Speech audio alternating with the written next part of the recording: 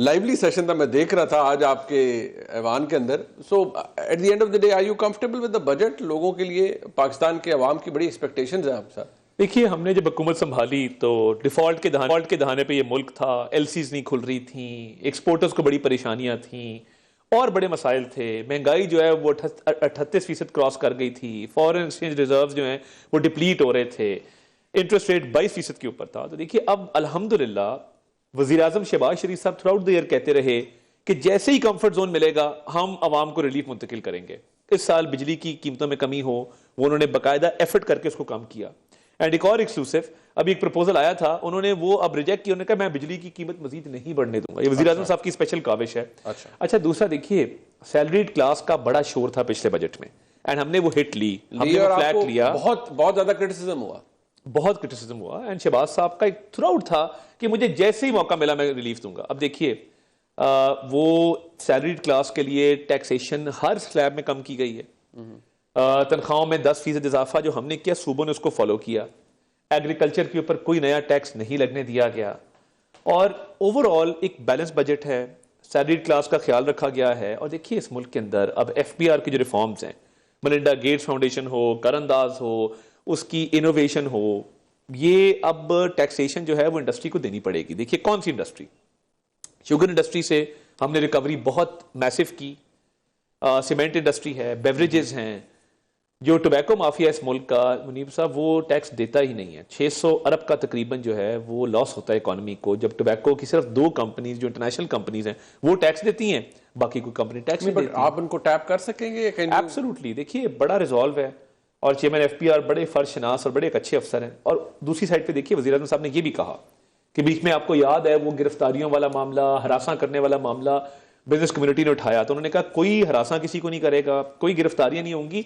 इस पे उसको क्वालिफाई किया कि ये एक्सट्रीम एक सर्कमस्टांस है, ये एक इंतहा का कदम है कि जब बिल्कुल कोई और चारा नहीं है तो फिर आप कोर्ट के थ्रू सारे वारंट लेके मामला करेंगे।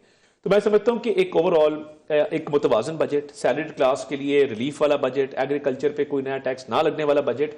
और अपोजिशन के देखिए, चंद मेंबरान की मैं तारीफ करना चाहता हूं मुनीर साहब आपके शो पे। मैं लेट मी एक्नॉलेज, ये 3 यंग मेंबरान थे। अच्छा। एक अहमद चट्टा साहब फ्रॉम गुजरांवाला। अच्छा जी। उन्होंने बड़ा मुस्बत किरदार अदा किया। वो बजट की किताबें पढ़ के आते थे और अच्छी तजावीज दी।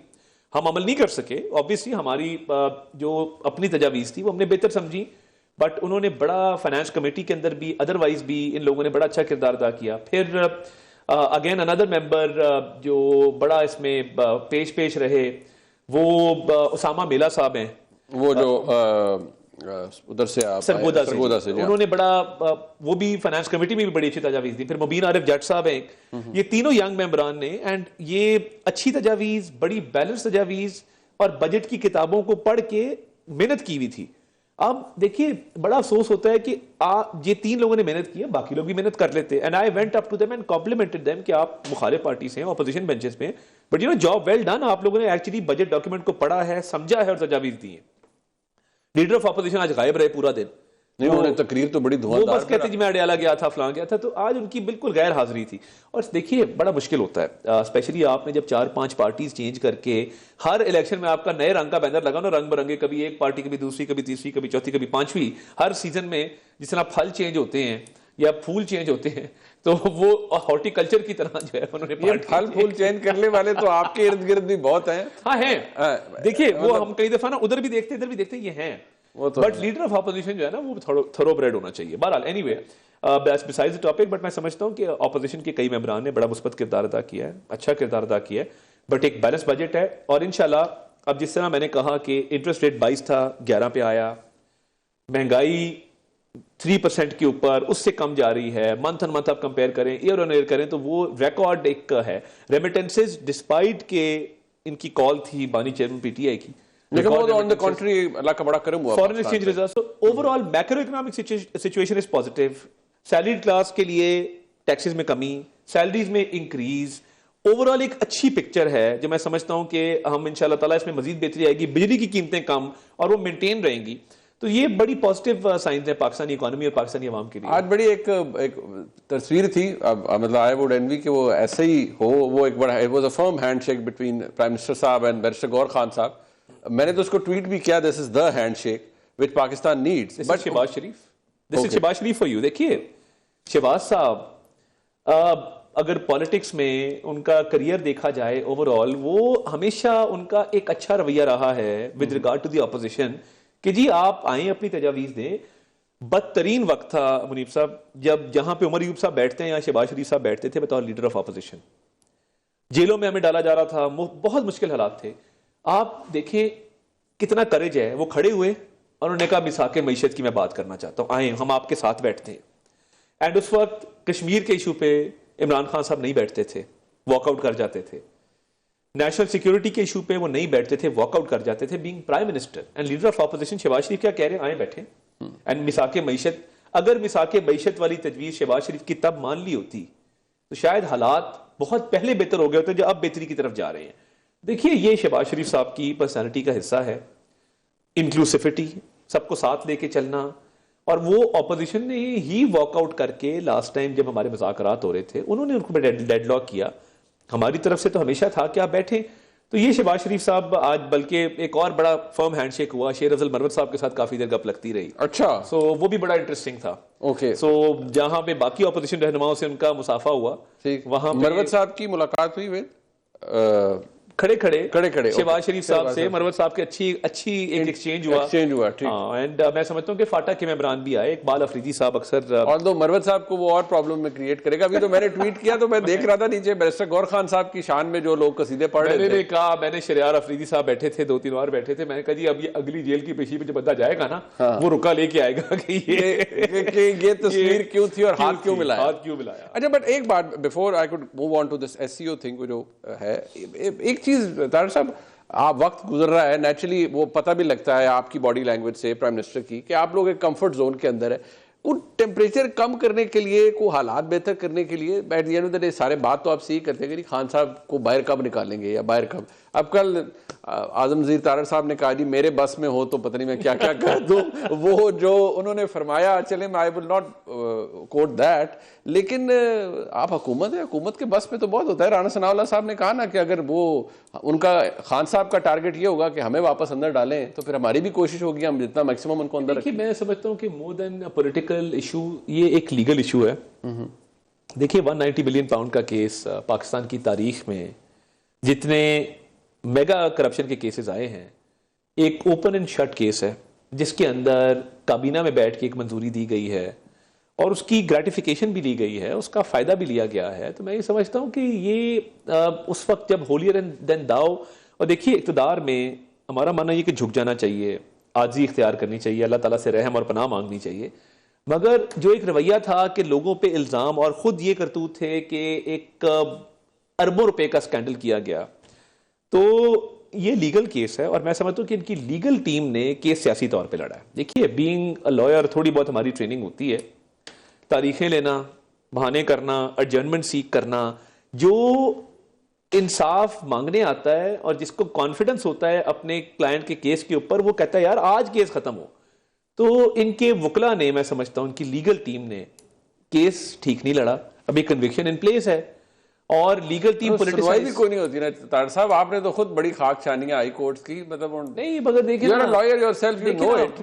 मैं ये समझता हूं कि शहबाज शरीफ साहब को जब एनसीए ने क्लियर किया ना, हम चले लोकल लीगल सिस्टम पे बात नहीं करते, बट नेशनल क्राइम एजेंसी में शहजाद अकबर साहब ने जो डॉक्यूमेंट्स दिए थे और जो पलंदे वहां फराम किए थे, वो इन्वेस्टिगेशन सिर्फ यूके में नहीं हुई, वो 4 मुल्कों के अंदर इन्वेस्टिगेशन हुई और वो अल्हम्दुलिल्लाह क्लियर हुए. तो वो तो क्लीन चिट एनसीए से मिल गई. यहाँ लोकल कोर्ट्स के अंदर भी वो सारे cases they fail like a house of cards because उनमें दम नहीं था और वो एक फैब्रिकेटेड केसेस थे.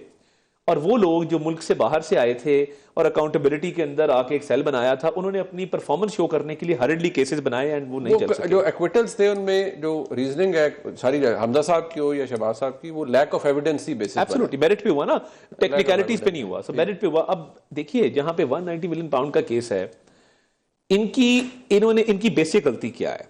मैं पार्टी पॉलिटिक्स भी देखी है, मैंने बाहर पॉलिटिक्स भी देखी है अल्हम्दुलिल्लाह.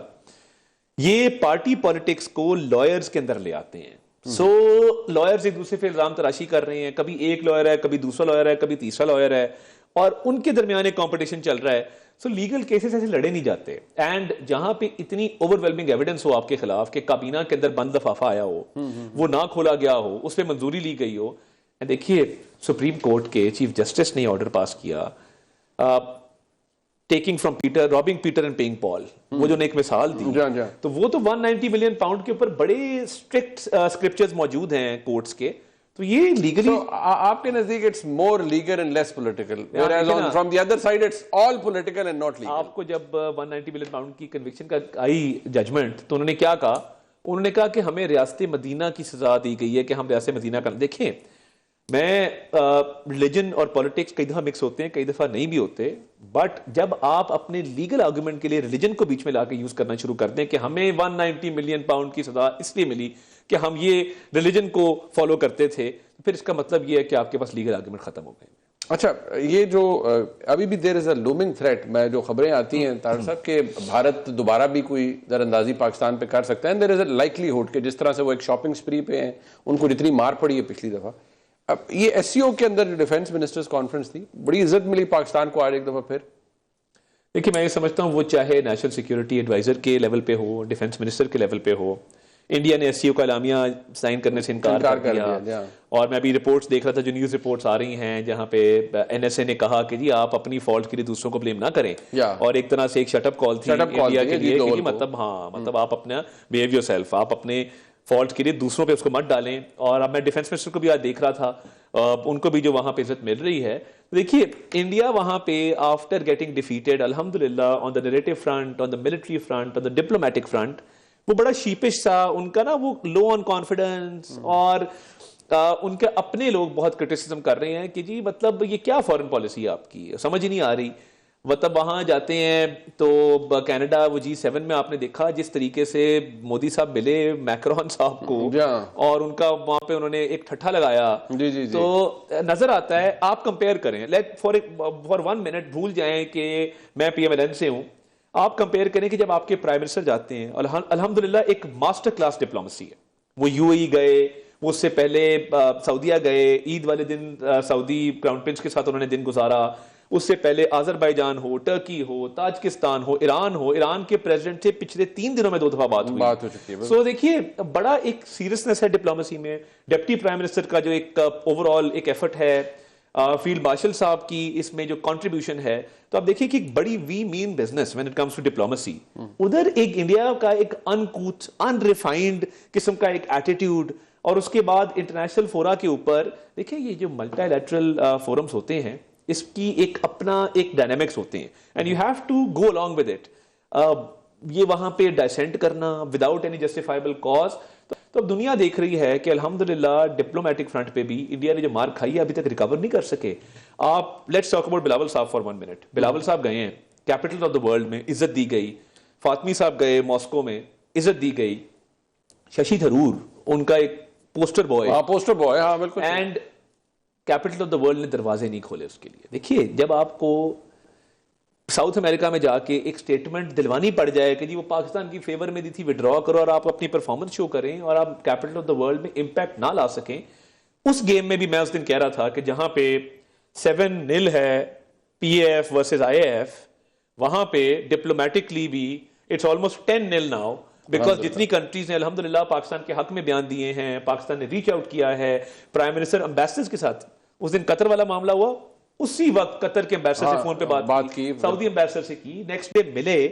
तो देखिए डिप्लोमेसी तो ऐसे चलती है, और ये अल्लाह का खास फजल है कि ये एक बहुत अच्छी टीम बन गई है जिसमें प्राइम मिनिस्टर साहब, field deputy prime minister, so you know diplomacy is going on 24/7 and there is no turf war. एक बहुत अच्छी कोहेजन और सिनर्जी है जो पाई जाती है। तो मैं समझता हूं मतलब हमने देखा ना माजी में पिंडी वर्सेस इस्लामाबाद एक इशू चलता रहता था, वो नहीं है। I don't see that. एक दूसरे को हर कोई कॉम्प्लीमेंट कर रहा है, एंड एक टीम वर्क है, परफेक्ट सिनर्जी अल्हम्दुलिल्लाह जिसको कहते हैं, वो नजर आ रही है।